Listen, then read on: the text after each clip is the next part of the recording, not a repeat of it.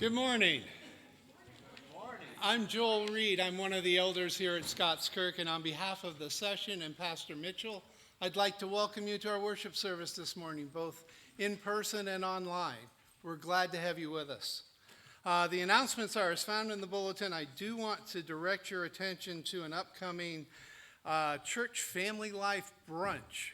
It's in there. It's autumn brunch. So if you think apple, squash, pumpkin, that type of brunch, and it will be after worship on the 18th. More information will be coming.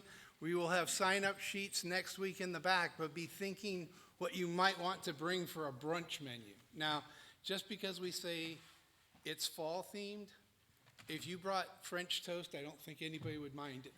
So you feel free to bring what you want, but if you're so inclined to do something fall related, I think everybody would enjoy that too. So we will have the youth group meeting here tonight at 5:30 as usual. And if you want to take a few moments to prepare your hearts for worship, we are very privileged to have Dr. Kara with us, who is Jim's father-in-law. And he is a very dynamic speaker, and he is one that we are looking forward to bringing us the word during the worship service today. So, again, if you take just a few minutes to prepare your hearts for worship.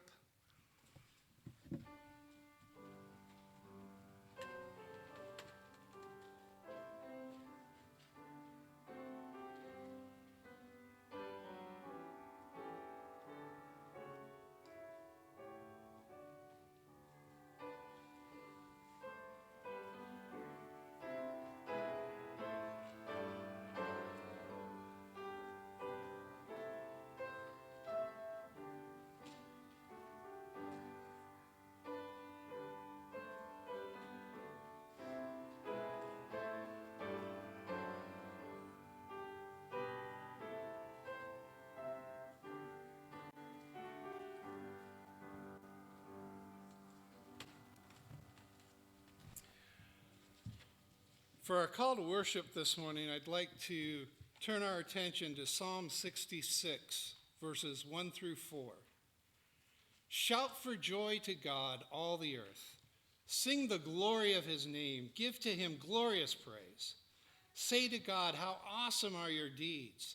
So great is your power that your enemies come cringing to you. All the earth worships you and sings praises to you. They sing praises to your name. And let's stand and sing praises to our God using the Psalter number 122. I was filled with joy and gladness. Let's stand and sing this together.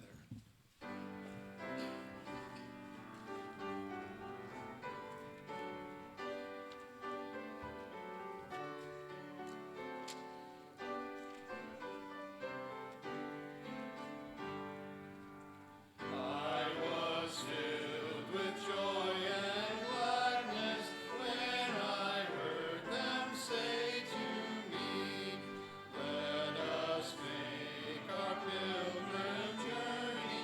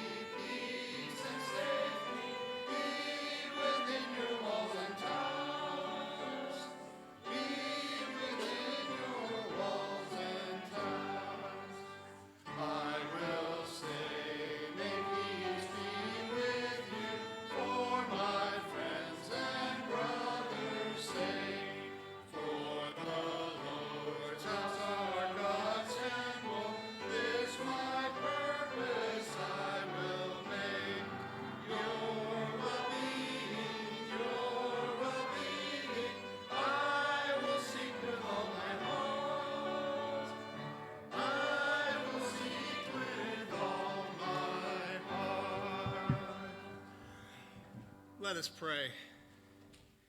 Dear Heavenly Father, once again we are humbled that you, the God of all, would call us into your presence.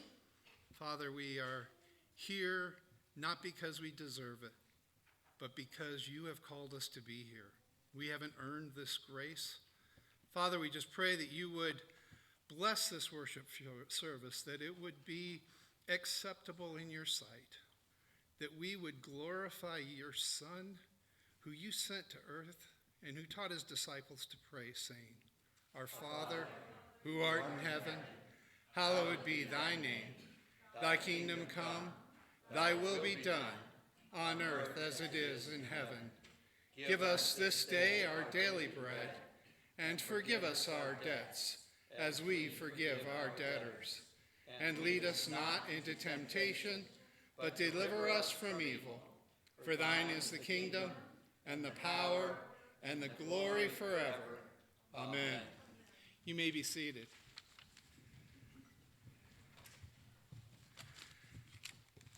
For our confession of sin, we'd like to use Romans 3:19 to 20.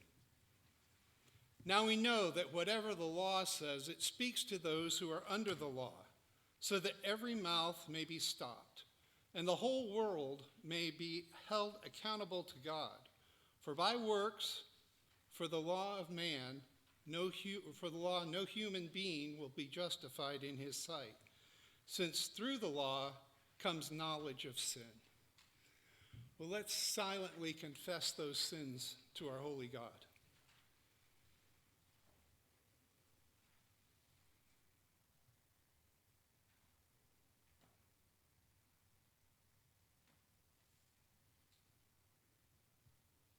Amen. And we do have assurance of that pardon of sin, and that comes from Psalm 28, verses 6 to 9. Blessed be the Lord, for he has heard the voice of my pleas for mercy. The Lord is my strength and my shield. In him my heart trusts, and I am helped. My heart exults, and with my song I give thanks to him. The Lord is the strength of his people. He is the saving refuge of his anointed. O save your people and bless your heritage. Be their shepherd and carry them forever. Well, let's stand for our confession of faith. It comes from the Westminster Confession of Faith, sections 8.1 and 8.6. We will read this together. It pleased God in his eternal purpose to choose and ordain the Lord Jesus, his only begotten Son, to be the mediator between God and man, the prophet, priest, and king, the head and savior of his church, the heir of all things, and the judge of the world, unto whom he died from all eternity, give a people to be his seed, and to be by him in time redeemed, called, justified, sanctified, and glorified.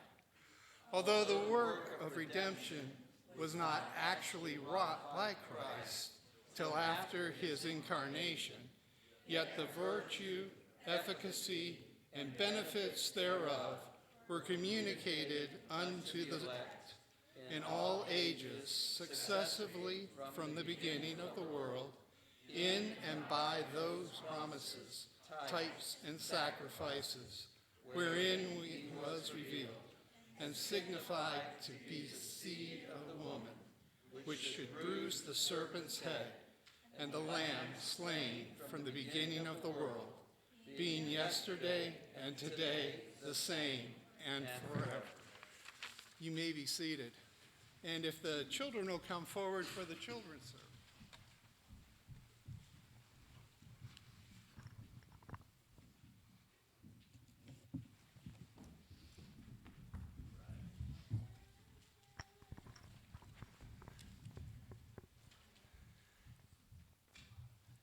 Okay, there we go.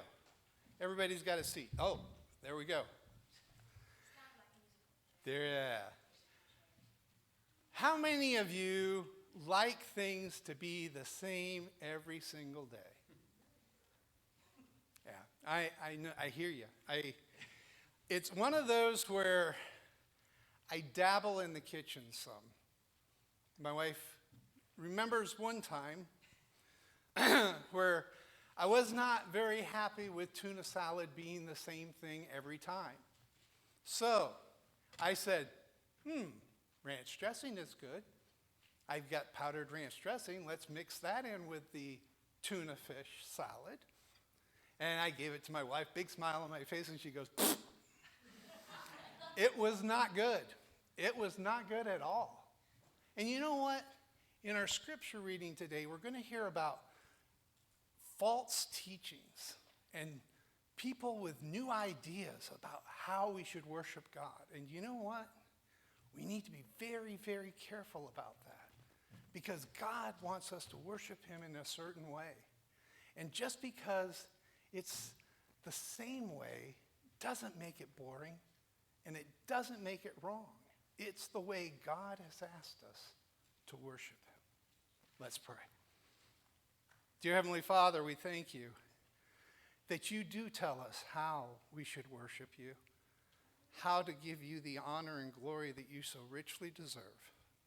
Father, we pray that you would keep us protected from these false teachings that are out there. In Jesus' name we pray. Amen.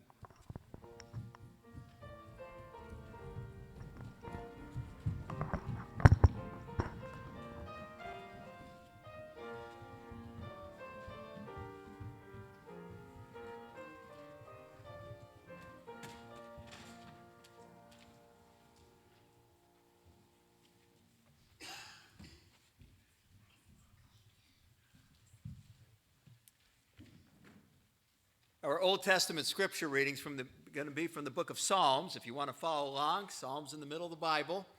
And we're at Psalm 102. As we're going to find out, the writer of Hebrews, my sermon will be from the book of Hebrews. The writer of Hebrews is going to quote part of the psalm toward the end. I'll mention it when we get there. And he's going to say, hey, that's Jesus. So he's going to take Psalm 102. It's going to be about God that you're going to see. And he's going to go, that is Jesus. And you'll see the language. Okay, so that'll be in a part of the book of Hebrews. And then our part will reference that part. It's a little confusing, but you'll get it when we get to the sermon. Okay, so Psalm 102. Now in the psalm itself, the psalmist has a problem. The city has a problem. Bad things are happening from the outside. And then God saves them, solves the problem, although the psalmist wants to make sure that God is going to continue to be the same God, and you'll see as I read the text. Okay, Psalm 102, I'm starting at 18, halfway through, and they've shown that God has sort of solved the problem. Verse 18, let this be recorded for a generation to come, so that people yet to be created may praise the Lord. That he looked down from his holy height. From heaven the Lord looked on the earth to hear the groans of the prisoners, to set free those who are doomed to die, that they may declare in Zion the name of the Lord, and in Jerusalem his praise, when peoples gather together in kingdoms to worship the Lord. And then the psalmist thinks about himself, like, well, I'm not going to last forever. Okay, verse 23, he has broken my strength in mid-course. He has shortened my days. Oh my God, I say, take me not away in the midst of my days. You, whose your years endure throughout all generations. And now verse 25 is where the author of Hebrews is going to start quoting. Of old you, the Lord, laid the foundation of the earth, and the heavens are the work of your hands. They will perish, but you will remain. They will all wear out like a garment. You will change them like a robe. They will pass away, but you are the same. And that's part of the quote. Your years have no end. The Lord Jesus Christ is fully God. And then he concludes, the children of your servants shall dwell secure, because we have a God that doesn't change. Their offspring shall be established before you. Amen and amen.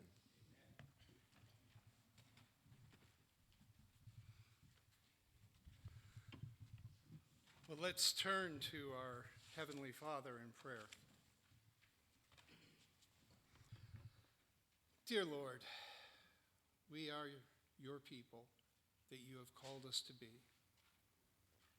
We are sinful, but you forgive us. You have called us into this place. You have called us into this area. We just pray that you would continue to remind us that we are to proclaim your word throughout the area that you have put us in, that we are to live lives that are in concert with your word, that our lives should reflect the fact that you live within us. Father, we don't do that well.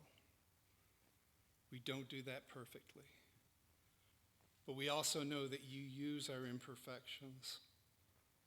You use our weaknesses, that through your strength, we are able to do those things you have called us to do. We just pray that Scots Kirk would be a light to the community of Summerville. Father, we pray for those that you have put in charge over us, for the president, for his cabinet, for those in Congress, for those in the judicial system. Father, all of these people have been placed where they are at your will.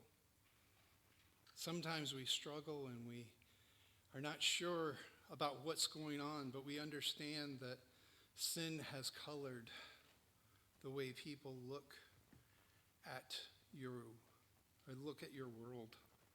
We pray that you would remind us that we look at the world through the light of your word, that you would give us courage to step up and say, this is not the way things were intended to be. But Father, also that you have called us to respect those that you have put in authority over us.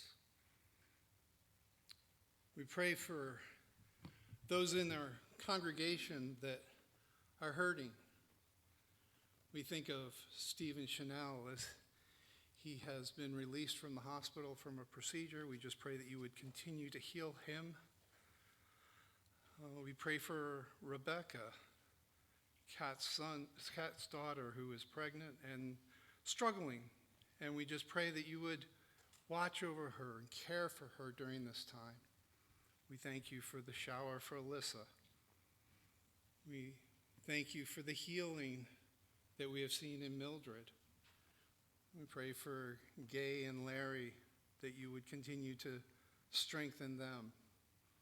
Father, there are many that have struggles in their lives, and we just know that we put our faith and confidence in you, that you and you alone have the power to fix these things. But most of all, you have the power to give us the comfort to endure them if that's what your will is. Father, we just pray for the remainder of this worship service. We thank you for Dr. Kara. We thank you for your word and the way that you will speak through him. Father, we just thank you once again that you have called us here to be your people. In Jesus' name we pray. Amen. Well, let's stand and sing the Hymn of God's Mercy from the Blue Notebook, number 27.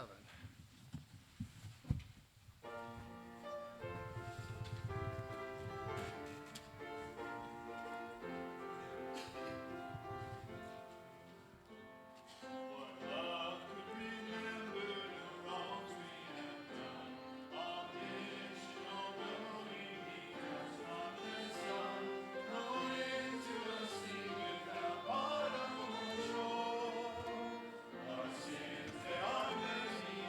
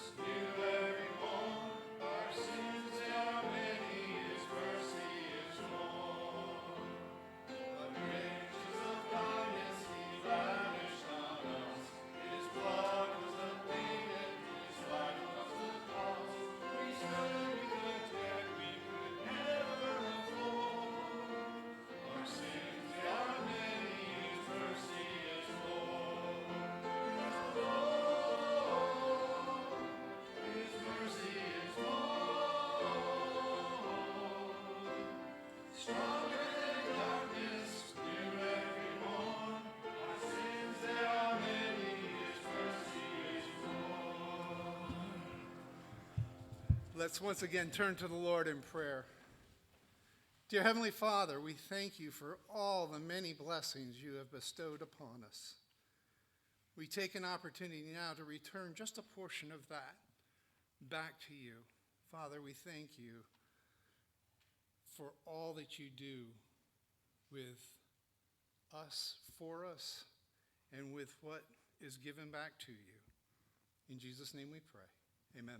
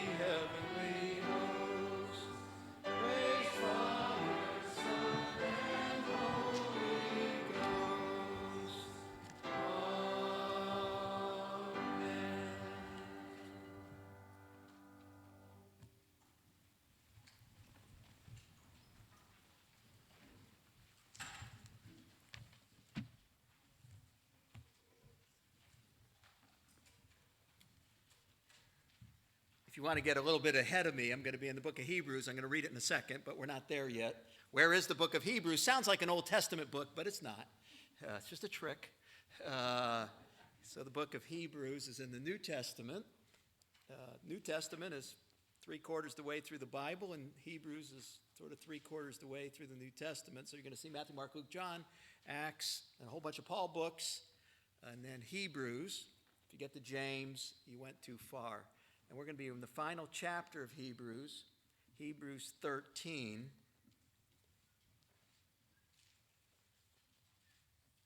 And really, most of the sermon is going to be about verse 8, even though we're going to look at 7, 8, and 9. Our text, verse 8, when we get there, is a grand creedal statement. One of the grandest statements in the Bible. Jesus Christ is the same yesterday, today, and forever. And this is a great statement. It's a short creed, a mini creed, we might call it. And in fact, it applies to a whole bunch of situations. You can imagine the author of Hebrews, he's got a pastoral problem. Oh, did you know? Jesus Christ. Okay, you could use it in a lot of situations, and we're going to see in the text it's used in several. So we're going to look at what it means sort of in the larger, this creedal statement in the book of Hebrews, and then we'll come back and look how we used it in the specific context that he had. Now, hopefully, the Bible, through the sermon, will do a couple of things, two main things. One, that you will understand this little mini creed, you'll love this little mini creed, and thus you'll love Christ more because you love about him that he's the same yesterday, today, and forever. And the second thing, hopefully, the text will do is that you'll be able to apply this creed in a whole bunch of situations, and specifically the two that are mentioned here. And it'll change your life this week, Lord willing. Okay, let me read our text, Hebrews 13, 7 through 9, and I'll really only read the first half of 9. And verse 8 is this grand text. Remember your leaders, those who spoke to you the word of God. Consider the outcome of their way of life and imitate their faith. Jesus Christ is the same yesterday, today, and forever. Do not be led away by diverse and strange teachings. Let us pray.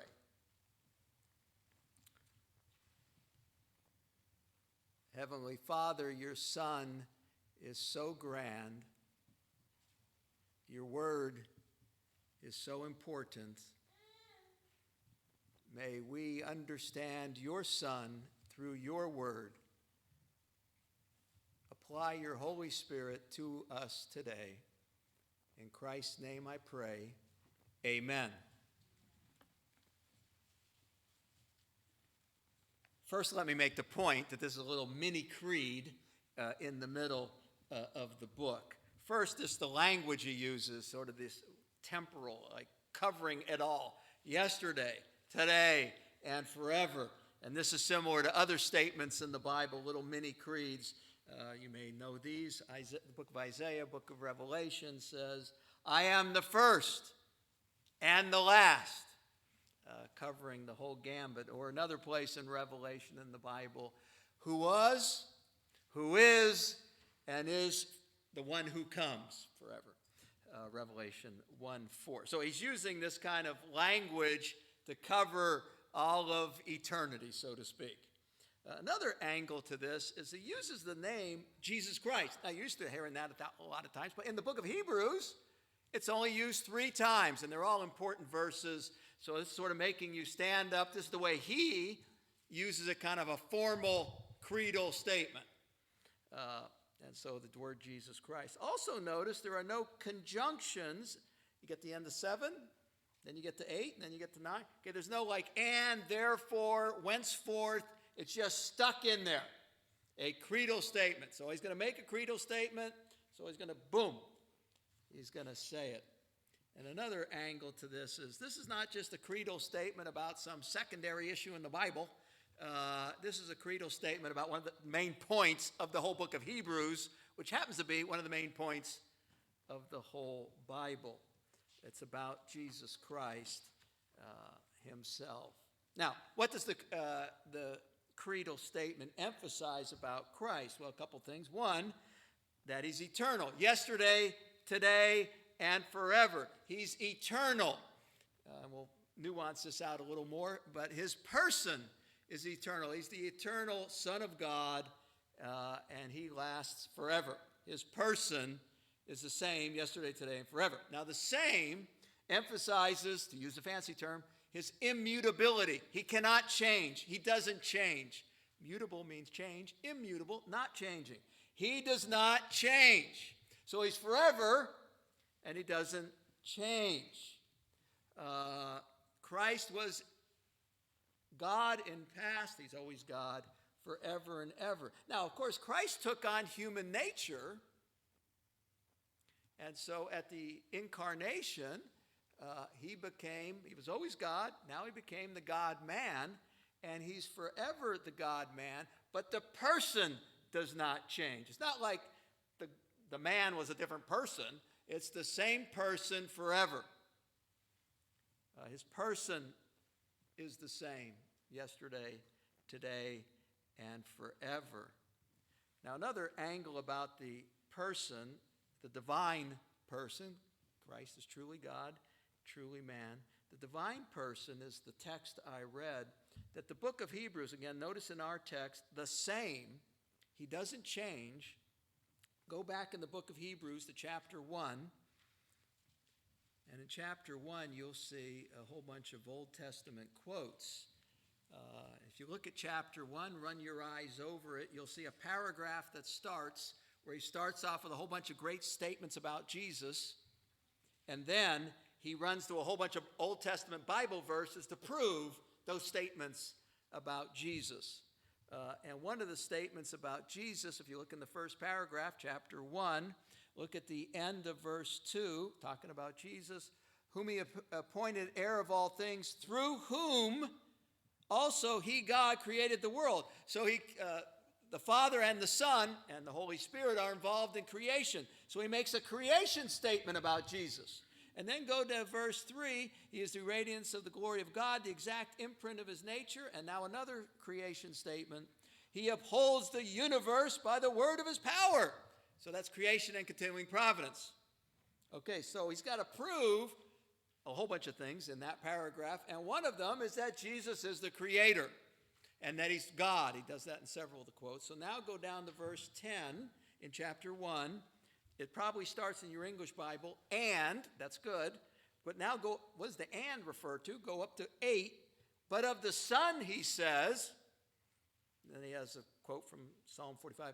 Then 10, and, meaning, and from the Son, he says, and now he quotes that text from Psalm 102, you, Lord, and now the author of Hebrews is saying, well, the Old Testament says God, more specifically, Jesus Christ. You, Lord, laid the foundations of the earth. You were the creator. In the beginning, the heavens were the work of your hands. They will perish, meaning things in the earth crumble and stuff.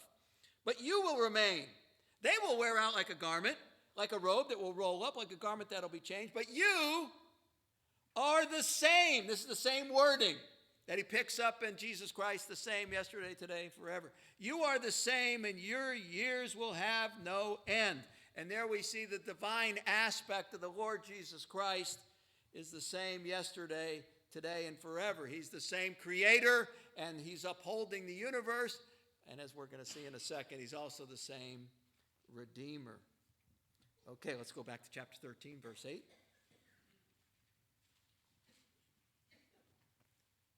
Now, again, he's same, he's immutable. He doesn't change. His divine nature doesn't change. The triune God doesn't change. Now, that could be a little confusing to our finite human being minds. What do you mean he doesn't change? I mean, before I was a Christian, and now I am a Christian, so he loves me as a father now. Didn't he change? Okay, no. Quoting from a Dutch guy named Bavink says, there is change around God, about God, outside of God. There's change in people's relations to God. But there's no change in God himself. God doesn't change. And if you even think about it, if God changed, that means before he changed, he wasn't perfect because he had to change. It's a little mind bender there. But God doesn't change. From our perspective, it seems like he's changing in our relationship to us. And he's God. He can make it work out that way. But God doesn't change. Okay, back to our text. In addition to making the point God doesn't change, he's also making the point that he doesn't change in his, use a fancy term, his mediatorial work, or meaning his work as a redeemer. His person's the same, and he doesn't change in his work. His work is the same for his people. The benefits of his work extend both backwards to the Old Testament and forwards to the New Testament, to us. So even though he doesn't become the God-man until conception in Mary, his work and benefits go backwards and forwards. In the eternity past, God the Father, the Son, the Holy Spirit agreed that the Son would do this, agreed that the Son would take on humanity, and agreed that the benefits of his actual work would apply to all the Old and New Testament. And there's several statements in the book of Hebrews to that effect. Or if you just say, your neighbor says, how can a guy dying 2,000 years ago affect me? Jesus Christ, answer, Jesus Christ is the same yesterday, today, and forever. His benefits apply forever because he's God, the God-man. Will Christ change his promises to me? No, Jesus Christ is the same yesterday, today, and forever.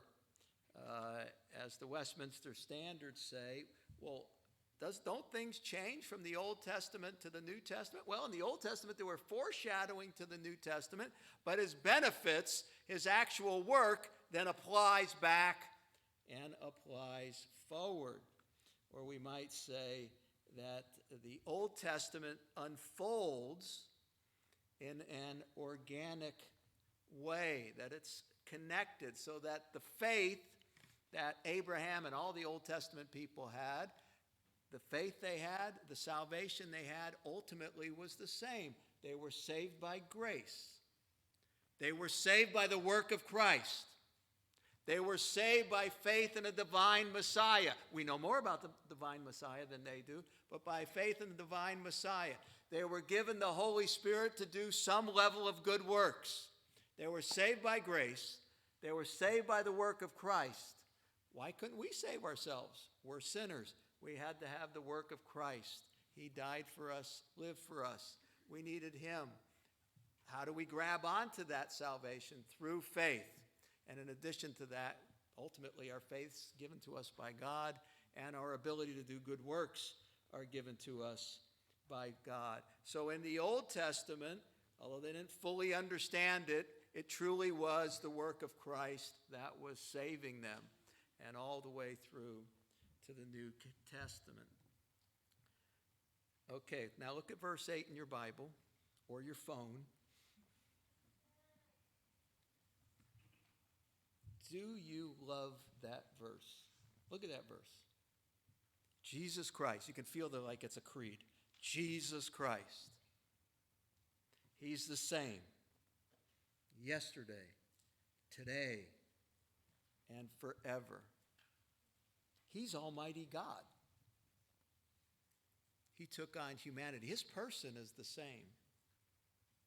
He saves the same way, Old and New Testament. And if he's promised me he's going to save me, I'm going to be saved upon faith in him. Do I like it that he's eternal? Okay, maybe you just never thought about it. You're in love with an eternal God. As Joel said, if we're talking about food, that's kind of boring. Tuna, well, I hate tuna fish, but so I would have hated just the regular tuna fish, let alone the added extra to the tuna fish. He's the same. That's wonderful that he's the same. It's wonderful that his promises are the same. It's the same Redeemer. The same person, you look around the room, it's the same God that's saving them also. Okay, back to chapter 13. Let's look at the verse before it and the verse after it. And he stuck this creed in between them, and you're supposed to apply the creed to the verse 7, verse 9. Let's look at verse 7. Remember your leaders. Now, these leaders have just recently died. Later in the chapter, there'll be the alive leaders, but these are the ones that have died. Remember the leaders that have recently died. Those who spoke to you the word of God. Consider the outcome of the way of their life. They've died, but they lived a Christian life. And imitate their faith. Their faith maybe in the sense of their subjective, how they loved Christ in a certain way. Also the doctrines that they believed. The confidence they had in Christ amidst all types of joys and difficulties. Imitate their faith. And then he says, Jesus Christ the same yesterday, today, and forever. Why bring that up? The point is, it's the same Jesus they had that you have. Therefore, imitating them makes sense. Imitating them They loved Christ. You can learn some lessons because it's the same Christ.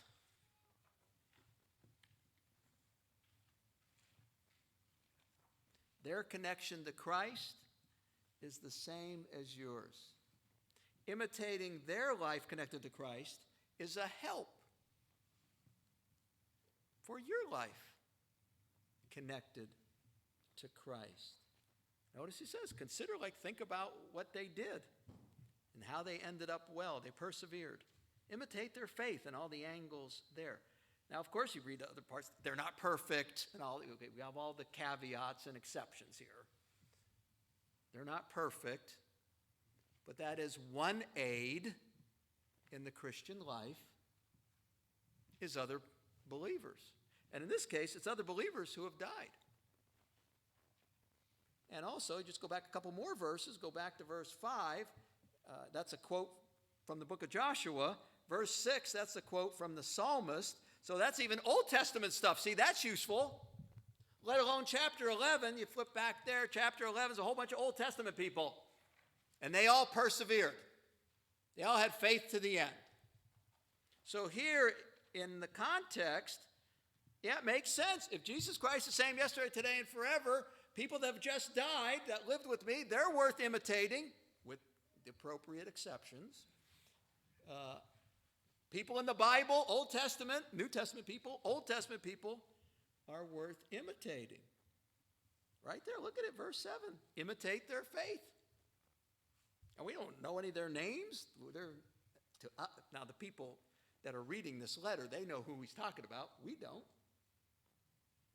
It's just a way of saying, imitate other Christians. In this case, imitate dead Christians. And since that's what the text says, I have an idea.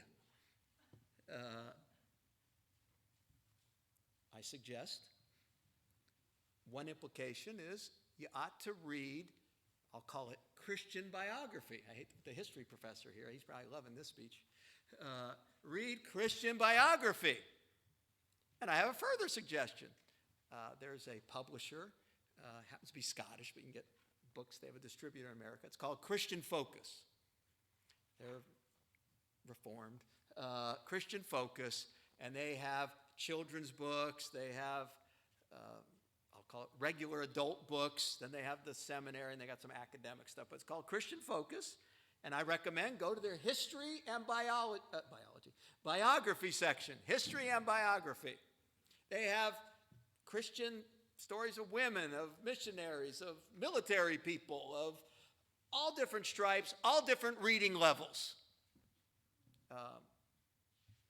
Or ask Jim and one of the elders. Right there in the text, imitate the dead Christian person's faith. It's not the most important thing in the Bible, but it's in there. You ought to imitate others. Teenagers, they got teenager books. No excuses. Imitate their faith. Christian Focus, name of the company, and you'll see when you go to the website, they got all different types of levels of reading and things like that. Okay, now let me go to the verse after it. Verse 9, the first part of the verse. Do not be led away by diverse and strange teachings. Now, in the book, there was apparently a group of some oddball Jewish theology that's affecting some of the people in the congregation. And he's saying, don't be led away by wrong teaching. And many times in the book, he's making the point that the Old Testament was all pointing to Christ. It's the same theology in the Old Testament and the New Testament. The heroes of faith in chapter 11 still had faith in Christ. You were saved by grace. You were saved by the work of Christ. It's faith in the divine Messiah. And he gives you ability to do good works, although not perfectly in this life. Now, this emphasis is on the doctrine. Do not be led away by diverse and strange teachings. Well, what's the obvious connection to the creed? Well, if Jesus is the same, the doctrine's the same, properly understood. The Old Testament pointed to Christ, the New Testament points to Christ. It is Christ. The doctrine will always be centered on Christ. Implication. I might say you ought to go to a church that centers its doctrine on the Bible and on Christ. We say that the Bible is the primary standard, the ultimate standard. It's the ultimate authority. So you want to go to a church that cares about the Bible. And even a little more nuanced, that they care about the Bible in proper proportion. What the Bible emphasizes, they should emphasize. What the Bible has minor discussion of, included, but in a minor way. Proper proportion. There's major and secondary issues in the Bible, and we want to have a proper proportion. And certainly one of the major issues is the focus on the triune God, and here specifically Jesus Christ, the second person of the Trinity. Now, in addition, to check out the doctrines of the church, how do you check out the doctrines of the church? One useful way is for a church to actually write down what they think is the major parts of the Bible. We call that a creed or a Westminster Standard. These are secondary standards. Primary standard, Bible. Secondary standard, the creed. In fact, the creeds that this church agrees to, it says right in it, the creed says, we are not the major thing.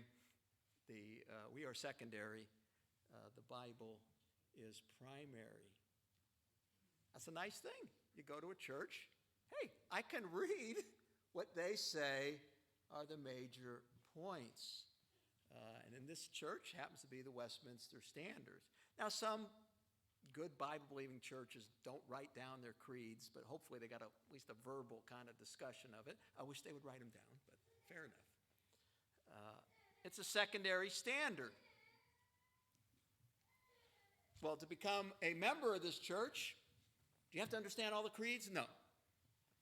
It's the center of it that you're a believer in what they would call a credible profession of faith.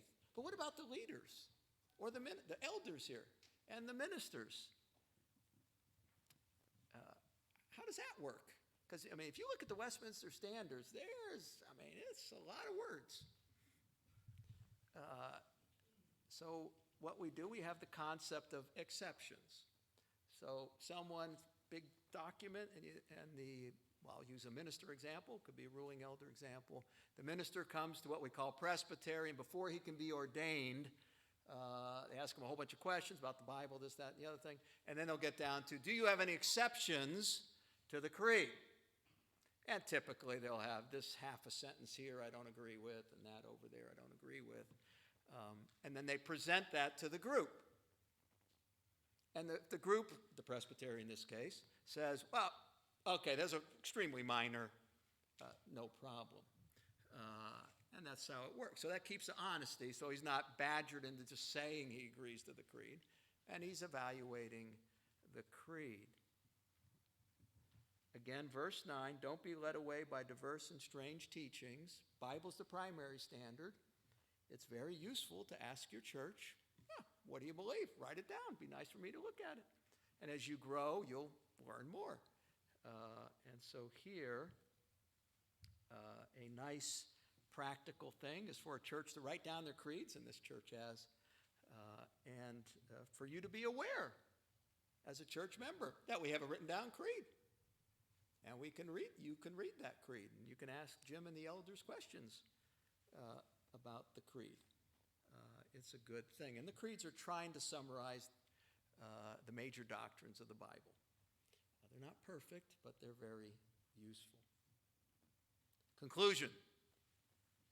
This great creedal statement, Jesus Christ is the same yesterday, today, and forever, has two broad emphases, that Christ is eternal and he's immutable. Same yesterday, today, and forever. He's divine. His person is the same. It doesn't change. Its other broad understanding is that his salvation doesn't change. It's the same Christ, Old Testament, New Testament. Therefore, Old Testament useful, New Testament useful.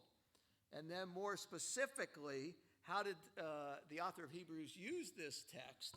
He said, hey, remember, imitate Christians who have died. Same Christ. That may aid you in your Christian life. And also verse 9, our doctrine doesn't change. Therefore, stabilize the doctrine, match it to the Bible as well as you can, and I'd say, and write it down. Be a nice thing to do. 3 implications for everyone in the room. 1,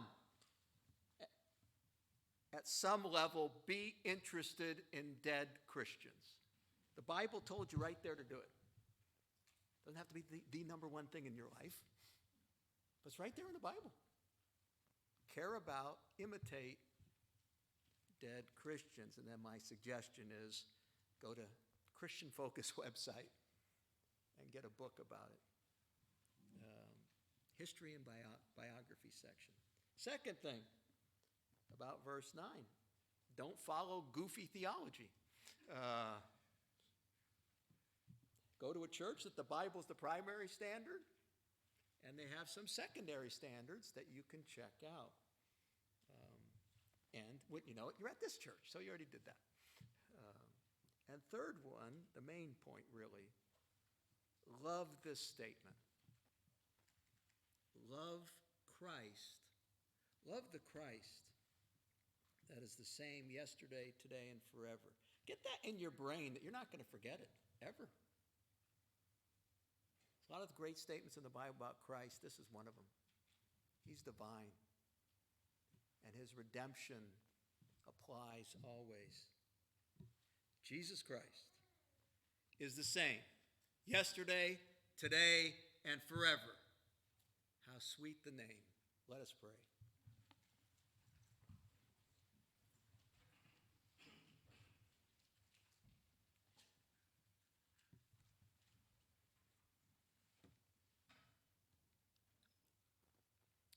Father, Son, and Holy Spirit, eternal, immutable, all-loving, all-knowing, and you loved us, we sinners.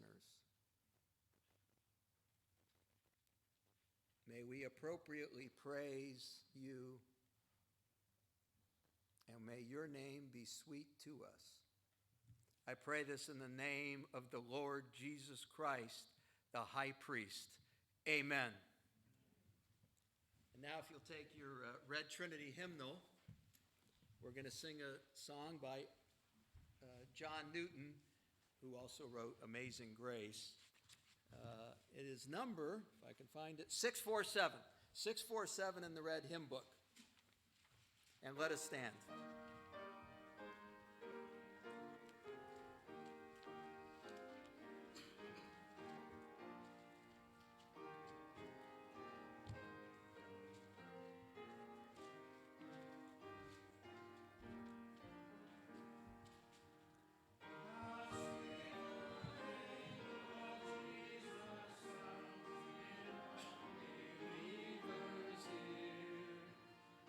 Soothes his sorrow.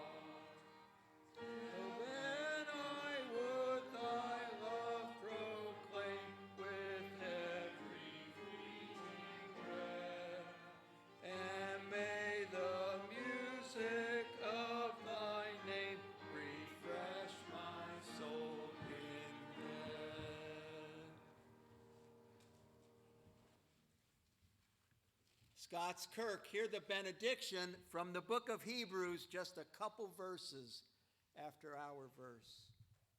Now may the God of peace, who brought again from the dead our Lord Jesus, who was the great shepherd of the sheep, and it was by the blood of the eternal covenant, may he equip you, everyone here, with things to be able to do his will.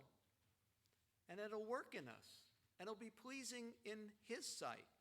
And it'll all be done through Jesus Christ, to whom be glory forever and ever. Amen and amen.